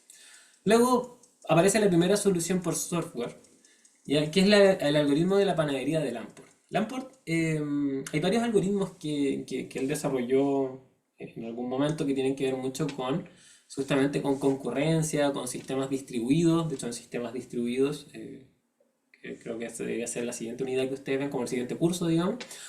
Hay un algoritmo, o sea, no es un algoritmo, son los relojes en realidad, que es una, igual podríamos llamarlo un algoritmo, pero es una forma de poder hacer que distintas máquinas que están en un sistema distribuido tengan una conciencia o un concepto del tiempo igual. ¿Ya? Que es como un gran detalle que ocurre en los sistemas distribuidos, es que el concepto como de la hora, particularmente que va a tener cada uno de los sistemas, no necesariamente va a ser la misma. Entonces ahí Lamport desarrolló sus relojes, que son bastante, o sea, no son sus relojes, pero como el algoritmo de los relojes de Lamport, que funciona mucho en ese caso de los algoritmos distribuidos. Tiene algunos otros algoritmos, ya pueden investigarlo. No tengo claridad, me imagino que Lamport tuvo que haber sido un matemático, físico, de alguna de estas ciencias, y otorgó como harto conocimiento y hartas cositas interesantes a lo que es la informática, la programación. Y entonces, como por ejemplo este algoritmo. Ante esta problemática entonces de la exclusión mutua, Lamport lo que propone es generar un algoritmo que se basa en la idea de algún local que atiende con números, ¿sí? Se le llama el algoritmo de la panadería, pero podría ser como el algoritmo de cualquier cosa que atienda con números, podría ser el algoritmo de la farmacia y la idea seguiría siendo igual. De hecho, por lo menos como pensando en la época más moderna, yo le diría más el algoritmo de la farmacia que de la panadería. Yo por lo menos nunca he ido a una panadería donde me atiendan con números, no así verdad en una farmacia donde uno entra y lo primero que hace es tener el número para saber en qué momento le van a atender. Entonces sigue esa misma lógica. Cada cliente en este caso va a hacer una de las hebras, una de las tareas, y va a tomar un número que le va a indicar cuándo es su turno, ¿sí? Que va a ser una variable global y que le va a indicar entonces cuándo va a ser atendido. Y los clientes, en este caso las hebras, ¿verdad? Van a esperar en una cola hasta el momento de ser atendidos. Es decir, van a estar en un vector, básicamente, sabiendo cuál es su número y se les va a ir llamando respecto a este número. Si a una hebra le toca ser atendida, entonces nadie más puede ser atendido, ¿sí? Entonces ahí, cuando estamos entendiendo que la hebra va a entrar a ser atendido, quiere decir que está dentro de la sección crítica. Esa es la gracia. Es posible, aquí cuál es el detalle, que dos o más hebras tomen el mismo número, porque como la toma de números va a ser de manera concurrente, yo no podría poner como un algoritmo de la panadería de Lamport sobre la parte de tomar los números, igual va a pasar de manera concurrente. Entonces necesito tener como un backup, que es lo que va a pasar cuando dos hebras tengan el mismo número por el hecho de que se les otorgó los números de manera concurrente. Y es bastante sencillo lo que él dice, bueno, si tengo dos o más hebras que tienen el mismo número, entonces el desempate se va a lograr mediante el thread ID. El thread ID sí o sí es único, se lo otorga a la hebra una vez que la estoy levantando, lo otorga el sistema operativo y por lo tanto como el thread ID va a ser único, y sabemos que algunos van a ser menores que otros, entonces lo que hace es eso. Si dos o más hebras tienen exactamente el mismo número, entonces lo que les va a otorgar cuál de ellas debe ir primero va a ser justamente el thread ID. El algoritmo luce más o menos así, no quiero entrar en el detalle de todo lo que aquí está escrito, ya, los pueden estudiar después como para entender qué es lo que está pasando, pero la lógica que sigue es esta, van a entrar las distintas hebras, voy a ir tomando los números, ¿ya? El número siempre va a ser, entonces el número yésimo de cada hebra va a ser 1 más el máximo de todos los números tomados, y una vez que yo ya tengo las hebras con todos sus números, lo que tengo que hacer es entrar o no a la sección crítica, es decir, me tienen que atender o no, ¿ya? Y eso se va a determinar entonces por mi número de atención y como ya les mencionaba, por el thread ID en caso de empate. Lo importante está dentro de este while, el while que está justo sobre la sección crítica, que es cuando dice el número jésimo distinto de 0 y mientras el número de j sea menor, ¿verdad?, que el número de i. Y básicamente ahí estoy haciendo la comparación de los tickets, ¿verdad? De quién es el que tiene que ir primero. Cuando a mí como hebra me toca, está todo bien, porque salgo de ese while rápidamente. ¿Sí? Es como, me toca, salgo del while y entro a la sección crítica. ¿Qué es lo que va a pasar con el resto? ¿Ya? Que van a entrar dentro de ese while y nuevamente, ahí podemos ver que dentro de ese while no se hace nada. ¿Sí? O sea, si yo me quedo pegado en este while, entonces no estoy haciendo nada. Y nuevamente entonces estoy ante una situación de un busy waiting que, como ya les mencionaba, no lo queremos. Nuevamente las hebras aquí van a estar haciendo tiempo de cómputo, utilizando tiempo de cómputo en simplemente preguntar si es su turno o no. Lamentablemente este algoritmo también tiene esa problemática, por mucho que ya sea una solución por software, no está utilizando nada en particular del hardware, aún así tiene esta piedra de tope, donde me va a decir tienes que tratar de ver si es que es tu turno o no, y para eso tienes que utilizar memoria, para eso tienes que utilizar tiempo de cómputo. Nuevamente, esa, como ya sabemos, no es la idea. Como esa no es la idea, entonces sabemos que esta solución, nuevamente, si bien factible y va a otorgar una solución al problema de la exclusión mutua, ¿sí? O sea, me va a generar exclusión mutua, solamente una hebra va a lograr entrar a su definida sección crítica, nadie más va a poder entrar a esa sección crítica mientras esa hebra esté adentro. Va a pasar entonces que van a estar en este busy waiting esperando a saber si es que es su turno o no. Y por lo tanto, va a ser problemático finalmente, ¿ya? El uso de los recursos que va a tener esta solución. Entonces, nuevamente, solución factible, pero que no terminaríamos utilizando por el hecho del mal uso de los recursos que tiene. Y ahí ya entonces es cuando entra la solución directamente por parte de el sistema operativo. Aquí ahora el sistema operativo, que igual van a ser soluciones por software obviamente, me va a otorgar estructuras de datos y me va a otorgar elementos que me van a permitir, perdón, señalizar procesos mutuamente, ¿no? Y aquí vamos a hablar de alguno de ellos. Vamos a comenzar con el que les comentaba al inicio de la clase. Es el más práctico, ya que no necesariamente, como les decía, es el que sea más fácil, sino que tiene que ver con el que es más práctico, que son los semáforos. Aquí vamos a mencionar que existen dos tipos de semáforos. Están los semáforos contadores y los semáforos binarios. Vamos a comenzar hablando de los semáforos contadores. Y luego vamos a ver los semáforos binarios. Se comportan de manera bastante similar. No son exactamente iguales, obviamente, por eso se distinguen y hay distintos tipos. Pero siguen siendo semáforos. A eso es como que se comportan desde el punto de vista de un semáforo. Entonces, existe esta primera solución por parte del sistema operativo, que son los semáforos. Estas son variables especiales que se utilizan para que dos o más procesos se puedan señalizar mutuamente. Estos semáforos van a ser variables enteras, ¿ya? Pero que solamente van a poder ser accesadas mediante dos funciones, que van a ser wait y signal, ¿ya? Este wait y este signal van a ser como la manera más abstracta y general de entender cuáles son las funciones en las que yo puedo ejecutar un semáforo, y vamos a ver que después las implementaciones, por ejemplo en Pthread, se llaman lock y unlock, ¿ya? Pero básicamente hacen referencia justamente a este wait y a este signal. Wait lo que va a hacer sobre un semáforo S de entrada es decrementar el valor del semáforo, y si el valor resultante es negativo, aquí es donde es lo interesante y lo que esperaríamos que pasara, que el proceso se va a bloquear. ¿Sí? Esa tarea que está ejecutando el wait sobre este semáforo se va a bloquear. Y si es que encuentra que el valor no es negativo, al hacer esta resta, entonces va a continuar la ejecución. Y signal es todo lo contrario, va a incrementar el valor del semáforo, y si es que el valor resultante es menor o igual que 0, entonces va a despertar algún proceso que haya sido bloqueado anteriormente por wait. Vamos a tener estos semáforos contadores, como les mencionaba, que son aquellos que pueden tomar valores que sean mayores o menores que 1. Y por otra parte vamos a tener los semáforos binarios, que solamente van a tener dos valores, unos y ceros. Y por otra parte tenemos un semáforo que si utiliza una cola FIFO para ir bloqueando los procesos, le vamos a denominar semáforo fuerte. Pero si un semáforo no especifica el orden en que los procesos van a ir siendo extraídos, entonces se le va a llamar semáforo débil, ¿ya? En general, vamos a ver que los semáforos con los que nosotros vamos a trabajar van a ser fuertes. El semáforo binario, el mutex, particularmente, que vamos a utilizar como desde el punto de vista más técnico, vamos a ver que es un semáforo fuerte que es binario.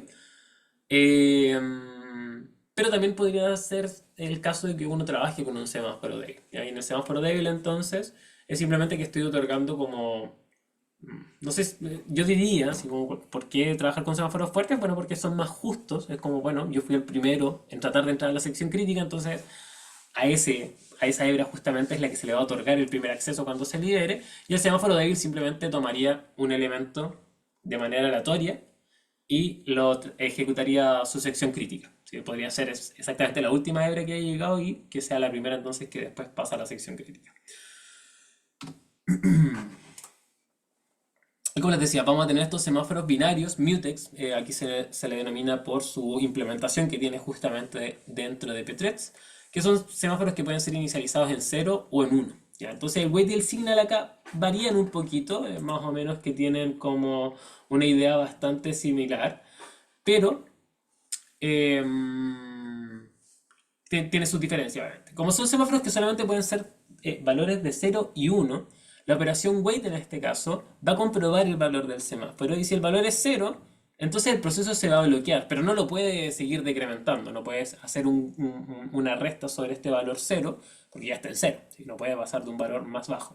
Y si el valor es 1, entonces va a decrementar el valor del semáforo a 0 y va a continuar su ejecución. ¿Sí? La gracia entonces es que cuando el semáforo binario está en 1, la hebra encuentra ese semáforo en 1, hace un wait sobre ese semáforo, lo deja en 0 y continúa su ejecución. Y todas las demás hebras que vengan detrás de ella van a hacer este wait sobre el semáforo, van a encontrar que el semáforo está en 0 y se van a bloquear. Signal va a comprobar si es que hay algún proceso bloqueado por el semáforo. Si es que lo hay, entonces lo va a desbloquear. Y como les decía, lo más seguro es que lo desbloquee mediante una cola FIFO, entonces va a ser un semáforo fuerte. Y si es que no hay si no hay procesos, perdón, bloqueados, entonces el semáforo va a quedar en uno. ¿Ya? La gracia es que si no hay procesos bloqueados, si no hay tareas bloqueadas, entonces yo voy a dejar el semáforo en uno, de tal forma que cuando llegue una nueva tarea y tenga que hacer un wait, va a volver a bajar el valor del semáforo a cero. ¿Sí? Eh, y tengo que dejar entonces el valor en uno, cosa de que se sepa de que no hay nadie en la sección crítica. Básicamente con mutex, cuando el valor del semáforo está en uno, es porque ninguna hebra está en la sección crítica y alguna de ellas va a poder acceder. Y cuando el valor del mutex está en cero, es todo lo contrario. Quiere decir que hay una hebra que sí está en la sección crítica, que por lo tanto yo no puedo llegar e ingresar a esa sección crítica y tengo que bloquearme entonces como proceso. ¿Ya? Tengo entonces estas dos posibilidades. Por una parte tengo los semáforos binarios y por otra parte tengo los semáforos contadores. ¿Ya? En ambos casos voy a tener esta idea de la función wait y de la función signal. Van a variar, obviamente, porque los mutex, como solamente pueden tener valores de 0 y 1, entonces el wait va a decrementar, pero solamente va a decrementar cuando el valor del semáforo sea 1. Y en todo caso contrario, ¿sí? Básicamente cuando el valor es 0, entonces el wait va a hacer que la tarea que está ejecutando ese wait se bloquee, y signal va a ir dejando los semáforos en 1 en caso de que pueda, y si no va a estar levantando, va a estar despertando procesos que hayan sido bloqueados anteriormente. ¿Cómo se ve esto? Noten acá. Tengo tres tareas, ¿verdad? Tres procesos, hebras, lo que sea, que van a hacer estas tareas A, B y C. Y aquí en este caso voy a estar trabajando con un semáforo contador. Entonces noten, comienzo con el valor del semáforo S en 1. Y aquí de hecho para un semáforo binario también se podría entender más o menos la idea, solamente que el valor del semáforo sería distinto. ¿Qué es lo que tenemos? Entonces tenemos estas tres tareas que son A, B y C, ¿ya? Y se están ejecutando de manera concurrente, ¿cierto? Están trabajando en paralelo. Yo podría pensar que la tarea A está ejecutándose en el procesador 1, que la tarea B en el procesador 2 y la tarea C en el procesador 3. Se están ejecutando, ¿verdad? Noten que ahí, hasta antes del wait de la tarea A, están todas ejecutando, está todo bien, hasta que A entonces va a hacer un wait sobre el semáforo S. Es decir, A ya está en el punto donde quiere entrar a la sección crítica del código que están compartiendo estas tres tareas. A entonces en ese momento encuentra que el valor del semáforo es 1 y hace un wait sobre ese semáforo y por lo tanto lo deja en 0, pero no se bloquea, ¿sí? Porque está encontrando que el valor es 0, que anteriormente había sido 1, y por lo tanto va a ejecutar su sección crítica, o sea, la sección crítica, ¿verdad? Mientras está ejecutando la sección crítica A, B, que anteriormente se estaba ejecutando concurrentemente con A y con C, también va a hacer un wait sobre el semáforo, es decir, va a llegar a ese punto donde dice, ahora quiero entrar a la sección crítica. Llega al punto donde dice quiero entrar a la sección crítica y encuentra que el semáforo está en 0. Como el semáforo está en 0 y va a ser un wait, lo que va a pasar es que va a decrementar el valor del semáforo a -1, ¿sí? Porque es un semáforo contador, y se va a bloquear. Se va a bloquear sobre esta cola que podemos ver aquí, donde va a quedar además enfrente de esta cola. En este caso estamos trabajando con un semáforo fuerte. Él debería ser el primero en despertar cuando el proceso A o la tarea A haga un signal sobre el semáforo. Y si vemos el camino de C, C también se estaba ejecutando de manera concurrente, ¿verdad? Con A y con B, inclusive siguió su ejecución mientras A estaba en la sección crítica porque él aún no lograba entrar a la sección crítica, y hace un wait sobre el semáforo S. ¿Qué va a pasar en ese momento entonces? Como anteriormente A y B ya habían hecho un wait sobre el semáforo S, el valor del semáforo va a quedar en -2 y el proceso C se va a bloquear por detrás de B. Sí, acordémonos que esto va a ser un semáforo fuerte y que va a tener entonces una cola FIFO de cómo yo los voy a ir despertando. Cuando A entonces está ejecutando su sección crítica y B y C están bloqueados, bueno, B y C simplemente están bloqueados porque no logran entrar a la sección crítica, ¿ya? Tengo que otorgar entonces exclusión mutua y por lo tanto está súper bien que se hayan bloqueado. Solamente quiero que A esté dentro de la sección crítica y B y C tienen que esperar sí o sí la ejecución de A para poder seguir. Cuando A entonces hace un signal sobre el semáforo S, ahí van a ocurrir dos cosas. Por una parte, el valor del semáforo va a aumentar en 1. Aún va a quedar en negativo, pero va a aumentar en 1, ¿cierto? Va a aumentar a -1. Y B se va a despertar. Va a desbloquear a B, que anteriormente había sido bloqueado, ¿verdad? En este wait sobre el semáforo, mientras A estaba en la sección crítica. Y ahora B puede entrar a la sección crítica. Y está súper bien, porque A ya no la está ocupando, y por lo tanto B o C, aquí en este caso va a ser D por cómo se fueron bloqueando, pero debería otorgar que otro proceso, que otra tarea pueda entrar a la sección crítica. Recordemos que una de los requisitos de la exclusión mutua es el progreso. Cuando nadie está utilizando la sección crítica y alguien quiere utilizarla, tengo que permitirle que pase. Y aquí justamente va a pasar eso.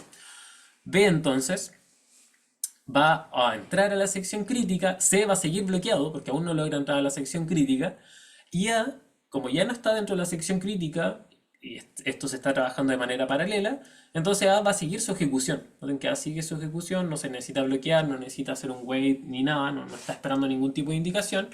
B entonces es quien entra a la sección crítica, se sigue bloqueado y eventualmente B hace un signal sobre S.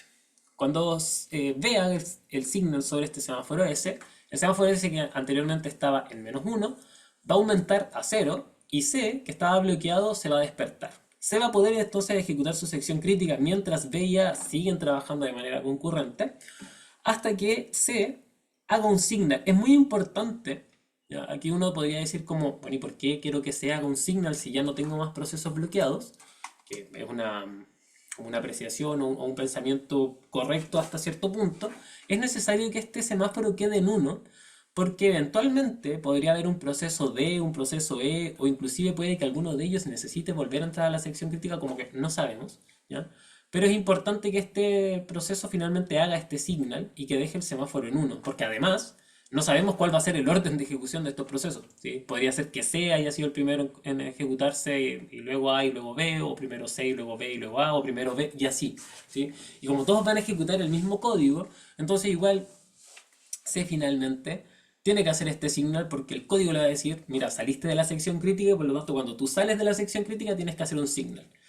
Si el semáforo termina en 1 al final de la ejecución de estas tres hebras, de estas tres tareas, va a estar súper bien, porque en realidad el semáforo lo utilizamos para bloquear el acceso concurrente a la sección crítica. Y eso era todo nuestro objetivo y que está totalmente cumplido acá. Si es que esto fuera un semáforo binario, la lógica es exactamente la misma. La única diferencia, literalmente la única diferencia, es que el valor del semáforo no va a ir siendo negativo, como es en la parte del medio de este ejemplo, sino que desde que es 0 va a seguir en 0. ¿Ya? Esa es la única diferencia si tuviéramos que ver cómo sería la ejecución de esto si fuera semáforo binario versus un semáforo contador. Esa sería la única diferencia. Todo lo demás va a ser exactamente igual. ¿Sí? Cuando los procesos se bloqueen, se van a bloquear dentro de esta cola y se van a ir despertando a la medida que vayan apareciendo los signals por parte de otras hebras de otras tareas. ¿Ya? Pero como les digo, lo demás va a ser exactamente lo mismo. ¿Dudas con esta parte? Algo que no les quede claro de los semáforos, de esta operación wait, de esta operación signal de la que les estaba comentando, o algo que no hayan entendido, que quieran que tal vez repasemos o profundicemos de lo que hemos hablado hasta acá.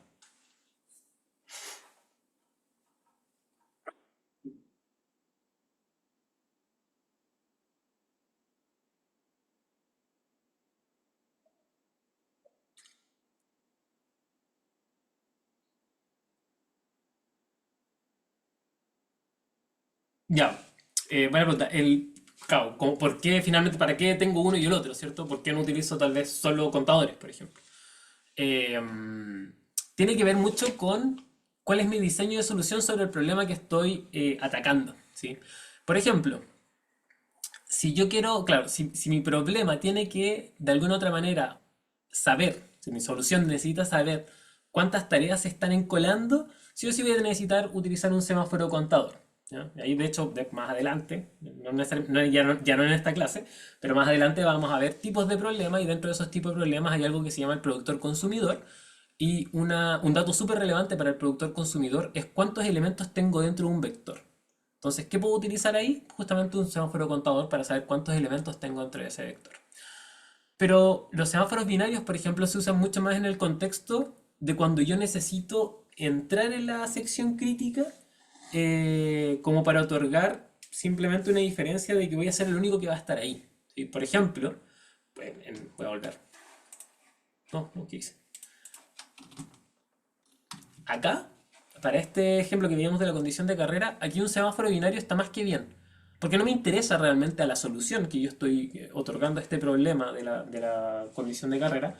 Realmente no me interesa saber cuántos elementos están entrando a esta función. ¿De qué me sirve saber cuántos elementos están entrando? De nada. Lo único que sí me interesa es que solamente uno de ellos pueda ejecutar i igual a i más uno. Entonces hay un semáforo binario, está súper bien, ¿sí? Por ejemplo, cuando yo quiero entrar a un vector, quiero entrar a un vector y quiero añadir un elemento dentro del vector, nuevamente, no me interesa saber cuántos elementos han intentado acceder antes que yo. Simplemente quiero otorgar un acceso único, ¿sí? Y por lo tanto ahí también me serviría un semáforo binario más que un semáforo contador. En cualquier caso puedo hacerlo con ambos, ¿sí? Esa es como la gracia de los semáforos binarios y los semáforos contadores, que ambos son semáforos y por lo tanto yo puedo utilizar cualquiera de ellos para solucionar como el problema de la exclusión mutua. Pero si utilizo uno u otro tiene que ver mucho más con el contexto del problema que estoy resolviendo y con mi propio diseño de solución. Yo podría trabajar no solo con semáforos contadores, porque hay problemas que sí o sí me obligan a necesitar saber cuántos elementos tengo, como el que les mencionaba del productor consumidor, pero hay otros casos donde no, donde efectivamente no me interesa saberlo y lo único que quiero es otorgar un acceso único, ¿ya? Por ejemplo, bueno, aquí no sabemos qué está pasando, ¿verdad? Dentro de esa sección crítica, pero aquí si pensáramos que la sección crítica no le interesa, entonces aquí esto sería un semáforo binario y no estaría otorgando nada con saber cuántos elementos tengo en espera. Pero si por contraparte sí me interesa saber la cantidad de elementos, entonces sí o sí necesito un semáforo contador, ¿ya? No hay una receta finalmente, tiene que ver mucho con el contexto del problema y el diseño de solución que yo estoy otorgando. ¿Alguna otra duda, alguna otra consulta?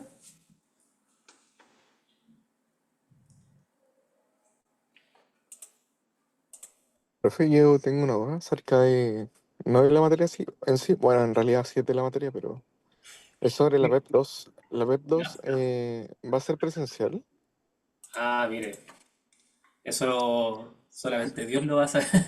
Va a depender en realidad la, la dirección como general de la universidad y del departamento en este caso. Lo que está diciendo es que hasta como nuevo aviso, las clases son online y con pruebas online, ¿sí? Ah, Se estaba conversando la posibilidad de como arrendar un colegio o algo así para tomar las pruebas.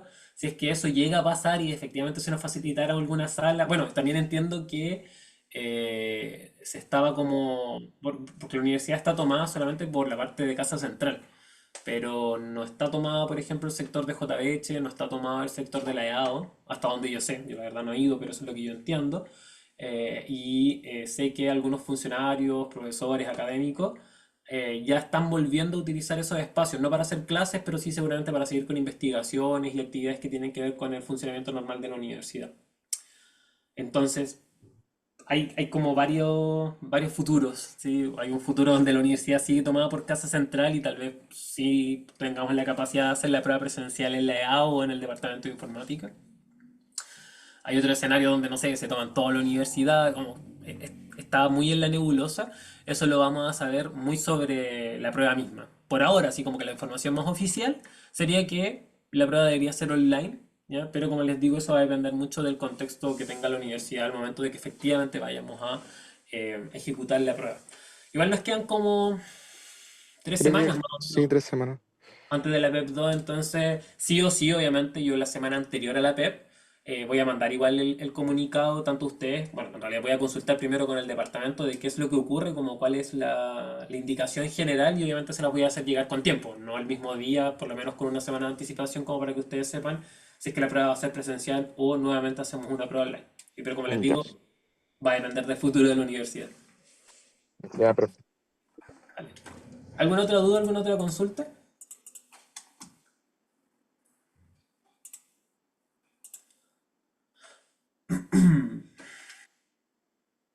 ¿Mm?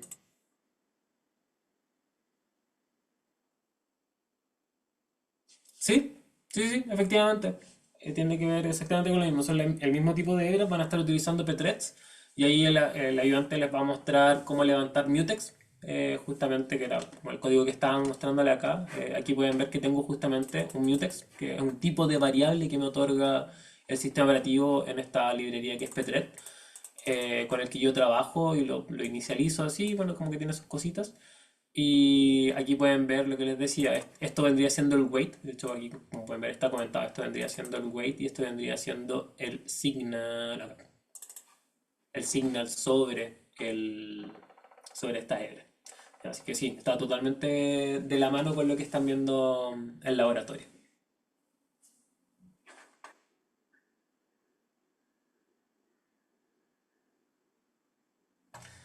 Claro, exactamente.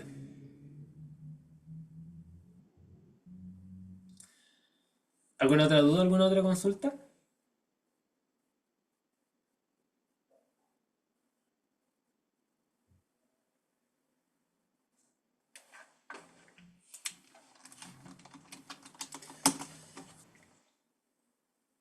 No por ahora, profe. Vale. Ya, si no hay más dudas, no hay más consultas. Yo sé que esta parte de la materia es densa, así que lo dejamos hasta acá. Lo que vamos a ver, la siguiente clase tiene que ver con más soluciones que nos otorga el sistema operativo para trabajar con este requisito sobre la exclusión mutua. Por una parte tenemos los monitores con las variables de condición, luego vamos a ver lo que es paso de mensajes y vamos a ver problemas tipo. Los problemas tipo que se presentan cuando estamos trabajando con concurrencia, con soluciones de algoritmos en paralelo.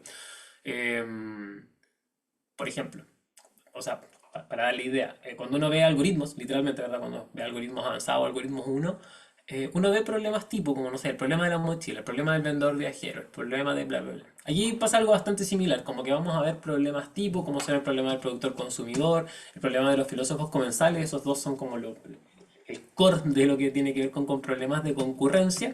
Vamos a ver uno más que el del barbero durmiente, simplemente como para mostrarles un tercero.